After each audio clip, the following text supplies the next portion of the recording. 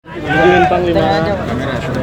Ini ya, saya datang ke sini karena satu, menindaklanjuti apa yang disampaikan oleh Presiden di Akpol pada saat Kapolri, kemudian Kapolda, Kapolres datang ke sini yang mengingatkan bahwa soliditas antara TNI dan Polri itu menjadi kata kunci untuk keamanan, stabilitas keamanan di sini. Nah, untuk itu saya datang ke sini. Mengapa?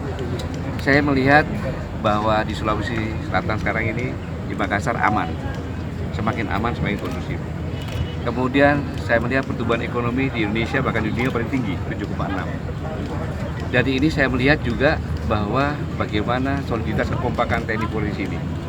Maka ini akan menjadi merupakan pilot project atau contoh bahwa soliditas antara TNI dan Polri itu adalah modal utama untuk stabilitas keamanan dan politik. Dan apabila itu aman, maka semuanya bisa berjalan lancar, ekonomi berjalan baik. Nah, inilah yang harus menjadi pedoman semuanya.